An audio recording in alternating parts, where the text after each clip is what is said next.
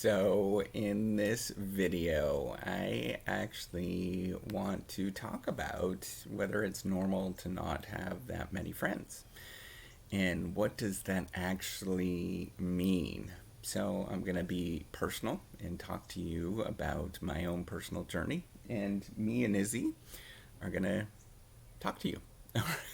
So if you don't know me, I'm Professor Dave Maslach. I'm an associate professor of innovation strategy and entrepreneurship. And I created this whole reciprocity project to give back as much as I possibly can. There's so many people that help me out that I want to pay the favor forward to help you out. Right, Iz? Um, so, when I was younger, I never really had a lot of friends. I had a close friend, or maybe two close friends, until I think I was about 10 years old. And then something happened in my life, in my family's life, where I didn't have those friends anymore. It wasn't a move. It was just there was some stuff that happened in our family. And so I wandered around for a number of different years, basically from grade 6 through grade 10, I would say, that I didn't have a lot of friends. In fact, I had no friends. And it kind of ate me up for a very, very long time. And it was sort of part of who I am. And I'm only starting to come to terms with this within the last few years in terms of who I am. And I'm probably going to be able, it's probably going to follow me around in terms of, yeah, it makes me sad. And it makes me not feel great in a lot of different ways.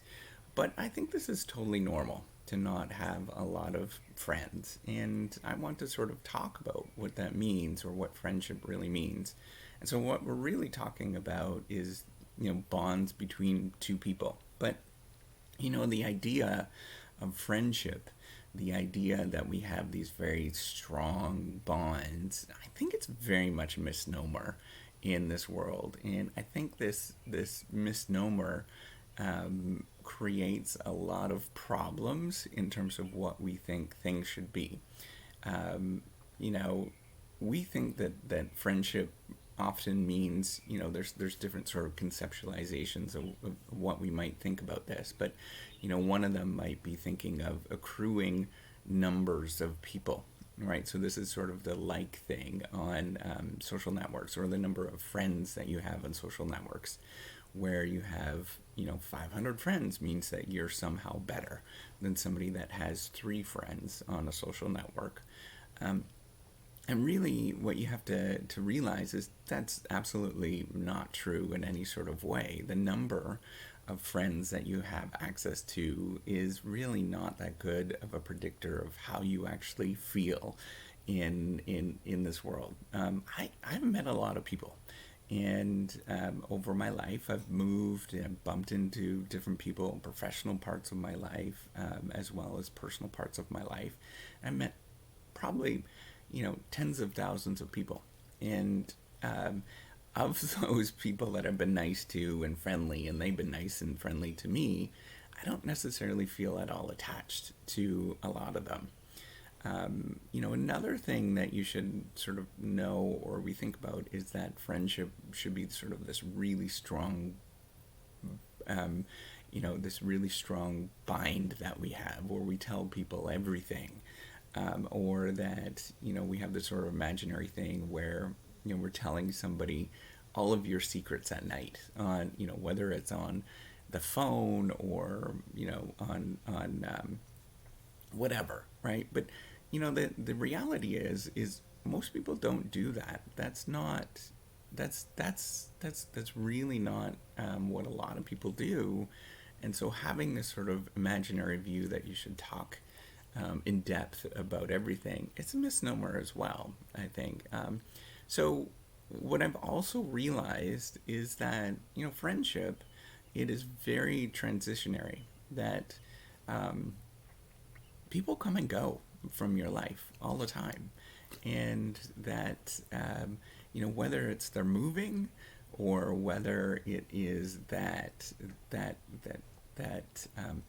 you might have sort of a disagreement, a cultural disagreement, or something like that, that is totally okay, and I think that it is very normal. But if you're younger, you don't really realize that. In fact, maybe if you went to an old folks home, or you went to that's what a senior citizens home, and you see the people there, they actually don't have as many friends as what you would think that they would, considering that they've been alive for a long time, right? So if we have this sort of view that we're accruing friendships, or we're building stronger friendships, in the sense that that you're talking about everything, then you would expect that older people that have been around for a long time, say in their 60s, 70s, 80s, they would have a ton of different friends. But most people don't work that way. We don't have that, right? So, friendships don't actually last that long as what you would think they would. And that's often really very much a function of the location of where you are, whether it is, the location of where you live, or maybe, where you work, for example, all of those different things. It's very much transitionary in terms of what we go on. So, what I want to talk about really is, if you don't have friends and it feels like you don't have friends, that's totally okay. That's actually kind of a cool thing. That means that you're pretty unique in how the ideas that you have, and you just might not have found the unique group of people that sort of resonate with what you're doing. I think that that is pretty cool to have that, to have this sort of unique view that you might see things that other people don't, or you might be sort of sensitive to different things that other people are just not sensitive to. And that's actually a really good thing. That means that you're very perceptive in a lot of different ways, and so you should pay attention to that. Another thing that I think is very interesting is, friendship is very much a state of mind. And I get very confused with that, right? So, how we sort of put these roles down, or we determine who's our friend and who's not our friend, versus, somebody that's a neighbor. Then a neighbor could be a friend, or a friend could be a neighbor. A colleague that you work with, sometimes they're friends, sometimes they're colleagues. We're really difficult, or it's really difficult to sort of put these in how we define what we sort of view as a friend or not. And it's pretty arbitrary in terms of what we view as a friend. And so it's very much a sort of state of mind of friendship, right? How we sort of view what is a friend or not. And I would love for you to start thinking about that as very much a state of mind. So you might actually bump into somebody in the grocery store on a regular basis, and you might determine them as a friend, and that is okay. Or they could be your grocer. And so determining who's your friends and who's not, it is very much a sort of perception or state of mind that you might be thinking about. And the last thing that I want to point out in terms of, what I've learned, especially with this whole reciprocity project and being more open, is that telling your story, being open about these things and how you feel and what has happened in your past, that's actually pretty cool. That not only helps out a lot of people, but it also helps out yourself in terms of processing these things and getting some of these emotions out, or feelings out, about what you would have done in the past. Um, that's very, very important.